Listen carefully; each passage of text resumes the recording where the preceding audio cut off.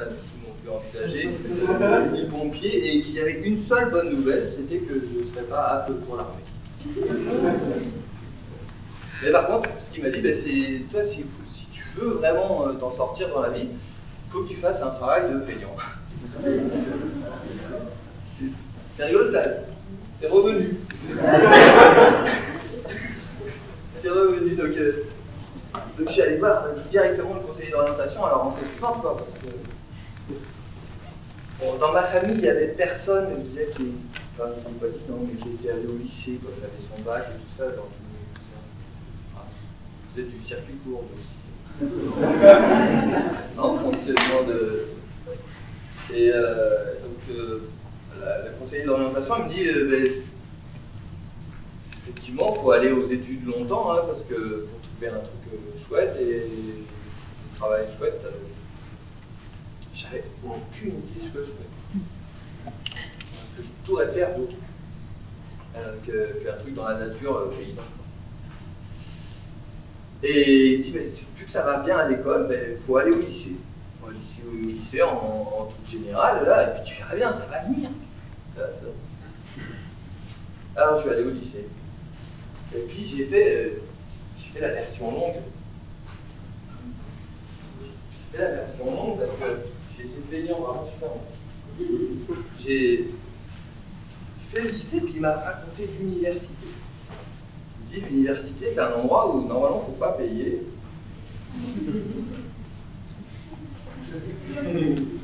Avant on ne payait pas. Enfin si on payait un tout petit peu, on payait les assurances. Et en même temps, il ne faut pas payer, mais ce qu'il m'a dit, c'était que les enfants de paysans à l'époque, ils n'avaient pas droit aux courses pour aller à l'école. Moi, mes parents, ils étaient considérés comme étant trop riches pour m'envoyer à l'école parce qu'ils n'ont jamais pu payer des impôts sur le revenu. Hein. Enfin, je veux dire, vous paierez leur salaire, vous paieriez leur retraite. Ils sont à 800 € de retraite. Enfin, mon père a 800 € de retraite pour avoir travaillé toute sa vie comme agriculteur. Donc, il avait des vaches. Il ne possédait pas ses terres, il était en location, mais il avait des vaches. Il avait un capital de vaches qui était trop élevé pour les barèmes. Il avait du capital. Il fallait qu'il tue une vache. Je suis quand même allé à l'école parce que je travaillais l'été pour me payer les études. Je travaillais dans un verger, je faisais les traitements et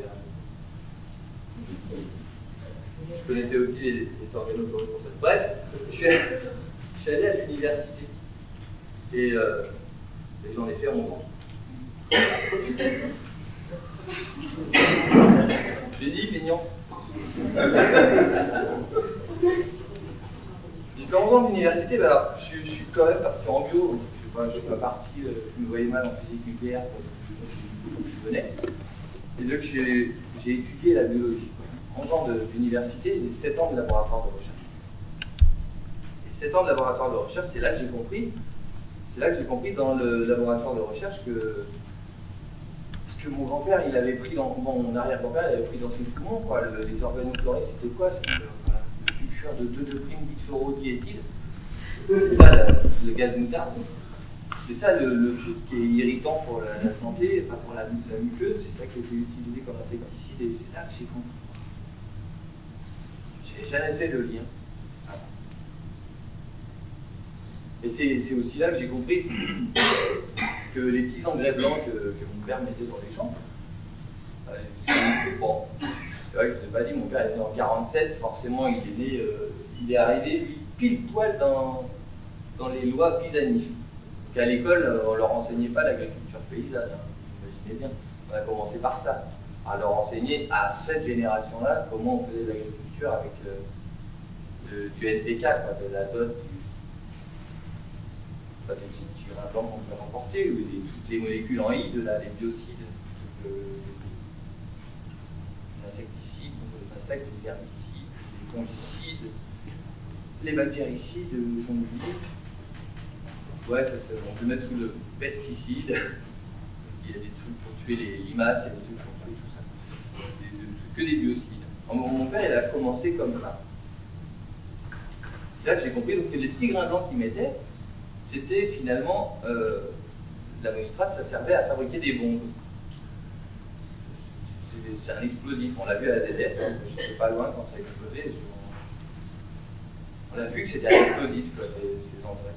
Et ces usines qui fabriquaient les engrais, ben, après-guerre, elles ont continué à fabriquer des engrais qui étaient plus explosifs, sauf en 2000. Et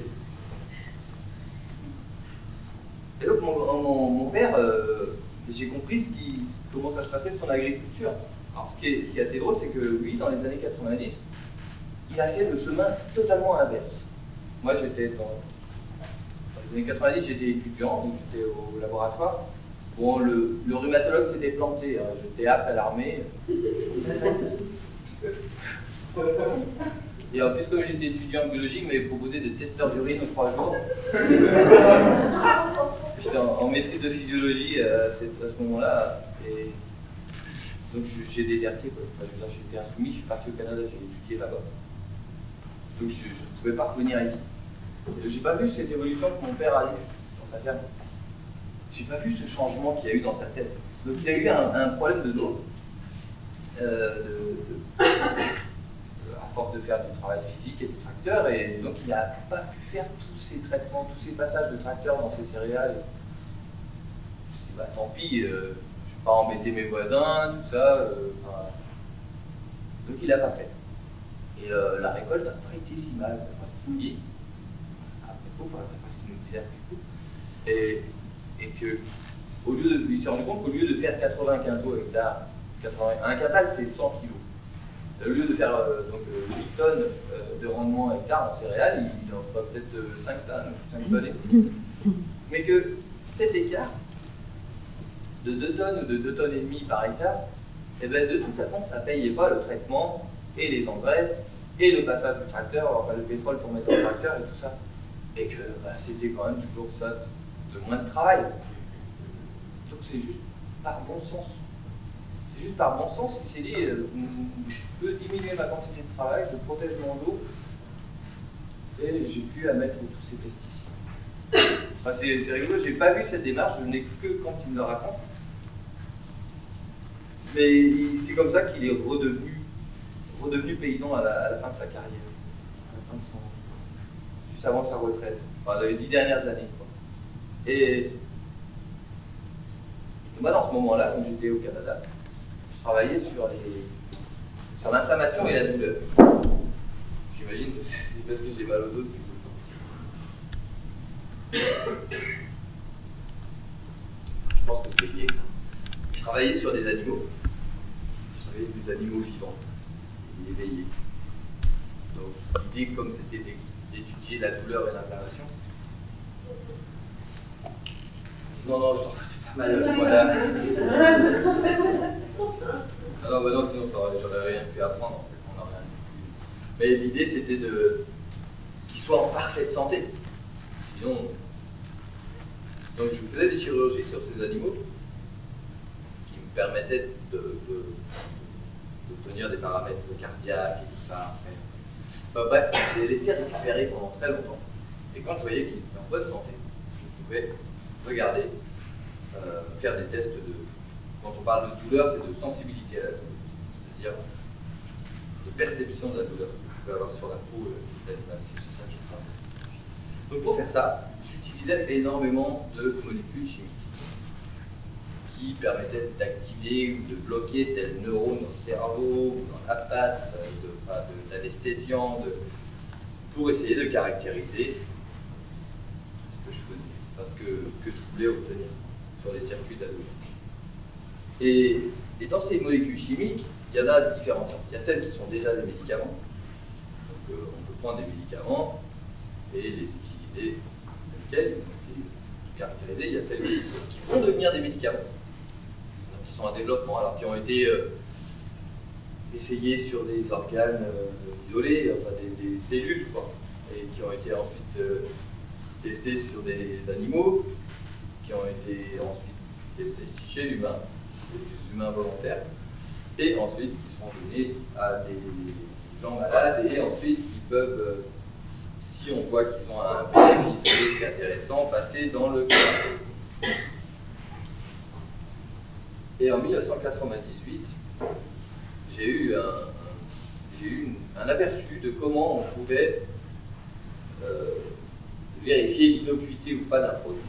Comment ça marchait pour une compagnie pharmaceutique, une mise en marché.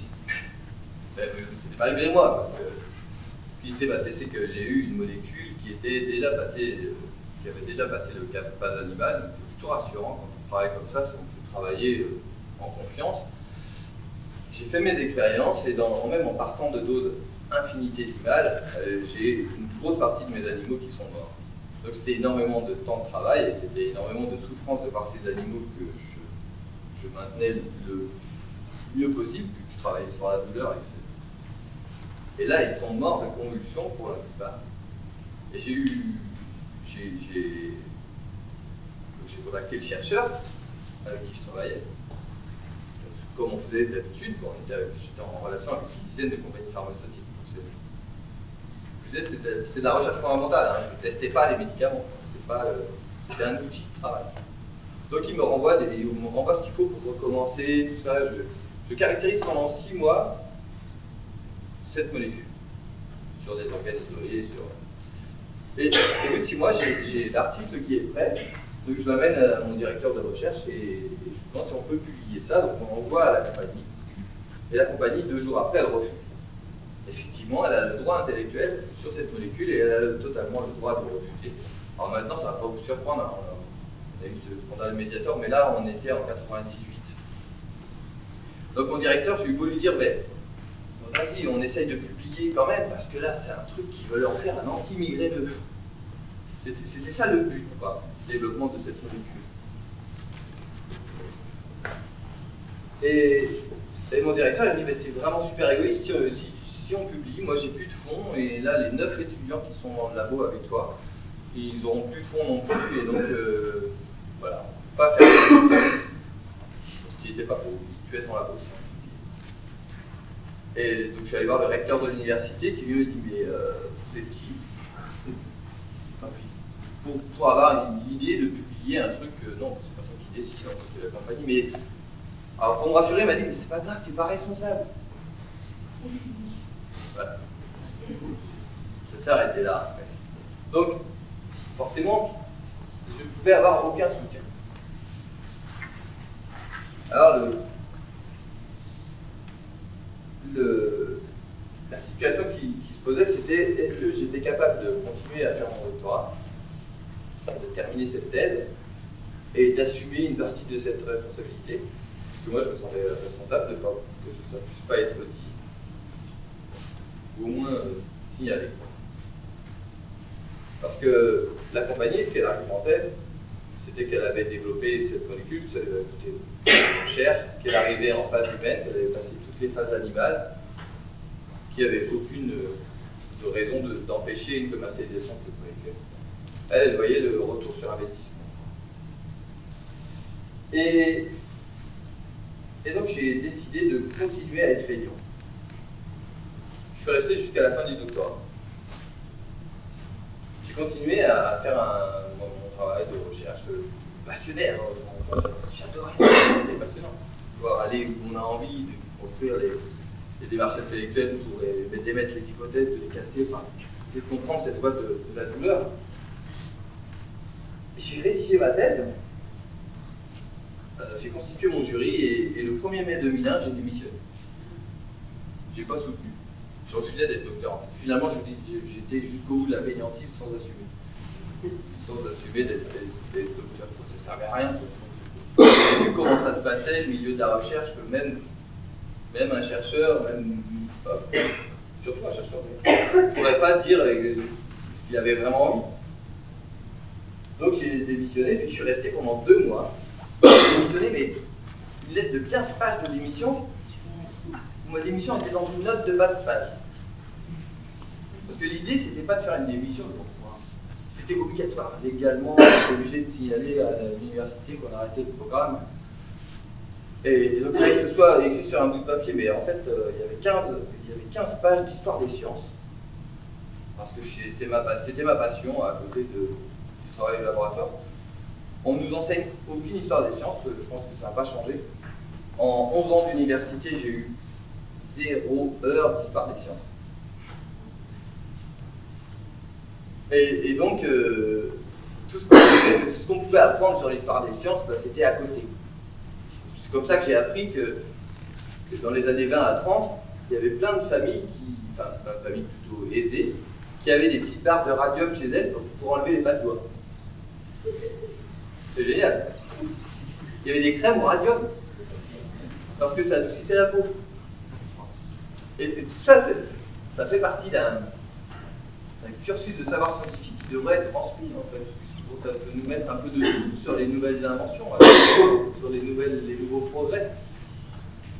Bon, donc j'ai fait un livre des sciences, que je l'ai assumé pendant 2 mois en donnant tous mes résultats, tout ce que j'avais en cours à tous les autres étudiants, que j'avais tous formés. En fait, j'étais le plus vieux du labo à l'époque, en durée de présence. Et donc j'avais transmis toutes les techniques de chirurgie, de protocole, de labo. J'avais fait de la formation, donc il y en a 2 qui ont décidé de finir leur diplôme et puis d'arrêter totalement, et les autres qui sont chercheurs actuellement au Québec, au Canada, enfin en Ontario, dans tout le Canada. Alors si j'ai réussi à démissionner, c'est parce que dans mes lectures, j'avais croisé Henri Laborie. Il y en a qui connaissent Henri Laborie? Oui. Ouais. Juste. Alors Henri Laborie, c'est un chercheur français qui n'a jamais eu de Nobel parce que les autres chercheurs ne voulaient pas qu'il l'ait. Chaque fois qu'il a été proposé, les professeurs universitaires français écrivaient au Nobel en ne demandant pas à lui, quoi. Ça a fonctionné.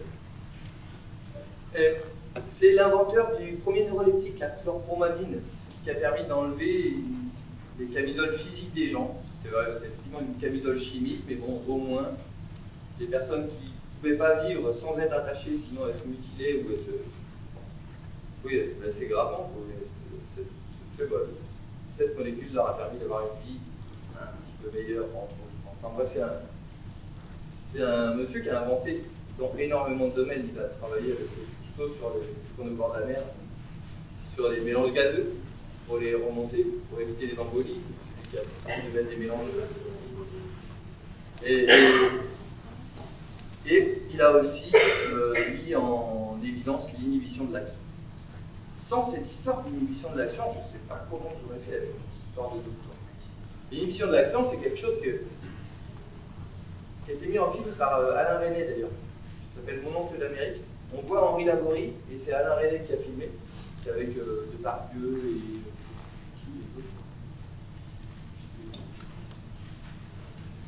Enfin bref, c'est un chouette film. Vous pouvez le voir, il existe en streaming sur internet, là, c'est facile. Mon oncle d'Amérique, ça s'appelle. Et donc il a montré l'inhibition de l'action. Je vous explique l'expérience. Pour moi, elle est essentielle. On devrait l'enseigner aux tout petits, à tout le monde. Elle permet de comprendre un petit peu comment notre cerveau fonctionne. Cette expérience, voilà.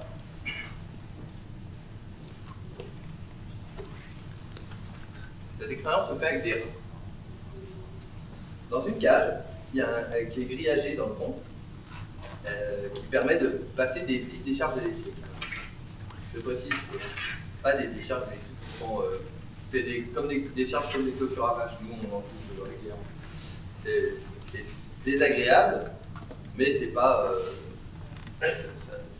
ça ne détruit aucun tissu. C'est pas une douleur insupportable, c'est pas une gégène. C'est quelque chose qui est surtout désagréable. Donc, une cage grillagée, on peut passer des décharges électriques pendant quelques minutes par jour. Le rat, dans la première expérience, est dans cette cage et il y a une porte. L'expérience se déroule comme ça. Il y a une petite lumière et un son qui apparaît 5 secondes avant la décharge. Et après, il y a quelques minutes de décharge électrique qui passe dans le... Première expérience, le rat, il comprend de suite qu'il y a une porte. Donc, le premier jour, il met 1 seconde à quitter la pièce. Il est dans une cage où il n'y a pas d'électricité. Il est peinard. Le deuxième jour, il a tout de suite compris que quand il voit cette lumière et qu'il y a un son, il faut se barrer. Donc, au bout de 3 semaines, il fait la même chose tous les jours. Il entend le son, il voit la lumière, il sort de la cage. Quand on regarde l'état de l'animal, au bout de 3 semaines, il a le poil lisse, il a mangé, il est en pleine santé, il continue son comportement, ça n'a pas changé grand-chose à sa vie. Dans la deuxième expérience, on ferme cette porte. Donc il n'y a pas moyen de s'échapper, d'éviter l'électricité. Et là, en fait, le premier jour, il tourne en rond. Le deuxième et le troisième jour, il devient beaucoup plus agressif. Quand il y a le son et la lumière, il se met sur ses pattes et il essaye de mordre la cage.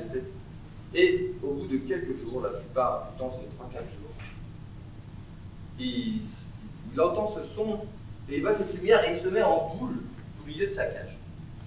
Il hérisse les poils, c'est la position de et il encaisse. Je dis c'est quelques minutes par jour, mais ça n'empêche pas que au bout de 10-15 jours, donc sur une 3 semaines de traitement, il mange quasiment plus. Il ne boit pas, enfin, il y a des animaux qui arrêtent de boire, il y a des animaux qui meurent, qui vont jusqu'à mourir, et d'autres, ceux qui ne mangent plus, même au bout des 3 semaines, ne se remettent plus à manger. Le traumatisme est trop fort, ce stress est trop intense. C'est juste un stress de quelques minutes par jour. Je vous dis maintenant, cette expérience, elle est interdite chez les animaux. Et pourtant, je veux dire qu'elle est presque faite chez les humains de manière quotidienne. Bon, c'est personnel. Et si on observe les organes de ces animaux qui sont morts, on fait une autopsie, on voit qu'il y a le cœur lésé ou les reins lésés, enfin il y a un organe ou des organes qui ont vraiment subi ce. Dans la troisième expérience, il met les mêmes conditions. La porte est fermée, mais on met 2 rats. Et là, si on met 2 rats, ce qui se passe, c'est que le premier jour, dès qu'il y a le son et la lumière, les rats savent qu'il va se passer quelque chose, se mettent les 2 l'un en face de l'autre comme ça, prêts à se battre. Ça se bat debout, les rats. Prêts à se battre parce que quand on met 2 animaux, il y a toujours un dominant et un dominé. Et donc, dès qu'il y a la décharge électrique, ils se donnent des coups. Ils se battent. Le dominé essaye de profiter de cette perturbation pour devenir dominant, et le dominant essaie de conserver sa place. Il passe 3 semaines à faire ça, 3 semaines à se battre. Enfin, quand il y a les décharges électriques, après, la dominance est établie pour le reste de la journée. Et au bout de 3 semaines, ils ont continué à manger, à boire, ils ont le poil parfaitement lisse, ils sont en parfaite santé. La différence entre ces expériences, donc, serait que, et ça semble très plausible, que dans la troisième expérience, il y a eu de l'action. Même si ça n'empêchait pas la décharge électrique, je disais qui n'était pas dommageable pour les tissus, donc ils avaient une action à faire, il fallait faire gaffe à l'autre rat et essayer de ne pas se faire prendre sa place de dominant. Alors que dans la seconde expérience, il n'y avait aucune action. C'était une inhibition d'action. En fait, face à un danger, notre corps, il a un organisme vivant, enfin, quel qu'il soit, a 2 choix. C'est de le combattre, si on pense qu'on est plus fort que ce qui est en face, ou alors de se barrer, de fuir.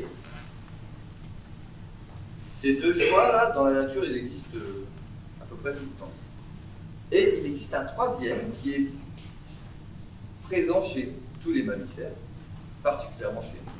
C'est l'inhibition d'action. C'est-à-dire qu'on n'y va pas au combat, on ne prend pas non plus la fuite, on reste là et on subit beaucoup de stress. Bon ben ça m'a sauvé en tout cas. Et c'est applicable tout le temps. J'enseigne à plein d'enfants et qui comprennent assez rapidement que s'il y a une situation de malaise, il faut qu'ils se barrent ou qu'ils fight. Pas physiquement, je ne les entraîne pas. Combattre une situation, ça ne veut pas dire la combattre physiquement, mais en tout cas, moi, ça m'a. Donc, c'est grâce à la Laborie que j'ai pu sortir de. Enfin, éviter en tout cas cette inhibition de l'action. Et maintenant, je suis paysan, quoi. Alors, je mets ça parce que je parle que de paysannerie européenne. Et, en fait, ça, c'est un gars que j'aime bien, que j'avais rencontré en Équateur. Et lui, c'est les poils de ses alpagas. Lui, c'est pas des chèvres ou des mouflons, c'est des alpagas qu'il a. En fait, c'est super beau. C'est la paysannerie d'autres pays. Puis ça, par contre, c'est des poils de chez nous. C'est les laines de nos moutons, qui est tricotée par une de mes amies qui habite à 500 mètres de la ferme, tout sur un circuit vachement court. Et que ça fait rire, parce que je les traite partout où je vais. Et donc des moutons qui ont, enfin, dont la laine a été transformée à 500 mètres, ça fait des milliers de kilomètres que je l'emmène. Je les emmène partout. Mais comme je suis plutôt paysan et non pas acteur de théâtre, j'aime bien. Alors paysan à l'école, c'était vraiment impossible, quoi. Vous savez, quand on rentre à l'école, il faut remplir la petite fiche là, de profession des parents, date de naissance, tout ça, là, et dans la profession des parents, une fois j'ai vu paysan et il y a un enseignant qui m'a dit non mais ça va pas, là, un peu de respect pour tes parents. Bon, j'avoue que maintenant, dans nos années, là, paysan ça va, quoi. Ça a repris un peu du poil de la bête. Mais ce mot-là, ça signifiait, mais c'était plus que familier, enfin, c'était moins que familier, quoi. C'était moins que rien. C'était bouseux, c'était... Alors, maintenant je vais aller là-haut, parce que moi je viens des Basses-Vallées Angevines. Comment on appelle les bouseux, les ploucs, tout ça par ici? Je suis sûr qu'il y a des termes que j'ai pas dans ma collection. Parce que j'en ai une collection de parties. On a... Comment on les appelle par ici? Vous en avez? Pour désigner les... Vous n'êtes pas d'ici. Bah, vous d'ailleurs. Moi je dis d'ici, mais c'est vrai, c'est très limitant en fait. Les pécores. Les pécores. Vous n'avez jamais qualifié les ploucs? Les ploucs? Les gnous? Les pizzas? Il n'y en a pas d'autres? Les cutéreuses, les bouseux, ventre à chou pour la Vendée, ouais. Je suis pas loin, en fait, c'est pour ça, on était pas loin, nous on était les Maugettes, là. Alors j'en ai d'autres, qui vont vous dire quelque chose, des culs de bête, des mangemardes, des becs à foin, des pétous, des péousses, des pégreux, des pousseman. Non, c'est dans toute... Alors j'en ai même du Québec. Parce que les rednecks. Pardon? Les rednecks. Ah, les rednecks, ouais. Au Canada? Ils les appellent comme ça. Ici aussi? Non. Parce qu'au Canada, ils les appellent les habitants aussi.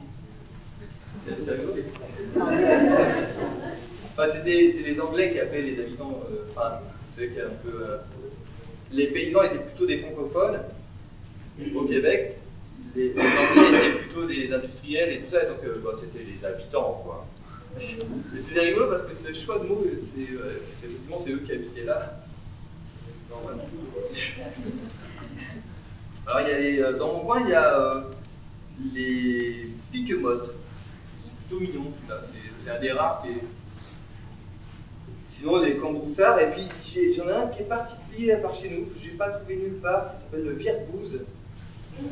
Le virebouze, il y a des rivières par chez nous, et ceux qui travaillaient sur l'eau appelaient ceux qui travaillaient sur la terre des virebouses. Ça vient quand même assez souvent autour de la mer, des mots qui définissent les paysans. Bon, en tout cas, cet instituteur, enfin, c'est pas un instituteur d'ailleurs, c'était... Mais c'est rigolo parce que c'est lui qui nous avait reparlé des racines des mots. Donc là, je vous donne une indication sur son était pour le français. Hein. Et il nous avait dit, il nous avait raconté comment on faisait les mots, quoi. En fait, il y avait des racines. Et donc, moi, j'étais obligé de mettre exploitant agricole pour mes parents. Parce qu'il m'avait dit, bon, un peu de respect pour tes parents, paysan, ça va pas, il faut mettre agriculteur. Ou exploitant agricole. Toi, tes parents, c'est plutôt exploitant agricole, d'ailleurs. Donc j'avais mis exploitant agricole. Et la racine des mots d'exploitant, effectivement, exploit, ce que font mes parents, c'était. Enfin, ce qu'ils ont fait, c'était un super exploit, quoi. Je trouve c'est des horaires de fou, c'est énormément de contraintes, de présence, de responsabilité des animaux à prendre soin et tout. On ne peut pas dire bon bah là je suis en vacances pendant la semaine. Là il faut qu'ils mangent. Mais par contre rapidement on tombe sur exploitant, ça va, exploiter, exploitation. Ah ouais, ça allait bien.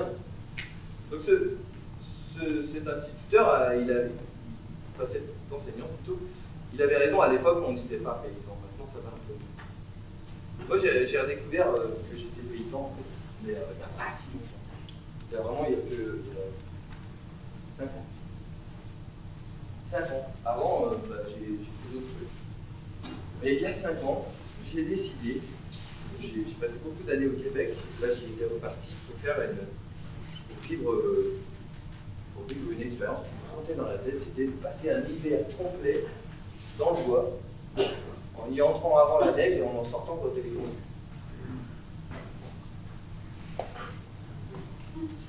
Alors j'ai fait ça. Je suis allé voir des gens qui font ça depuis 30 ans. Ils faisaient ça depuis 30 ans, depuis 35 ans.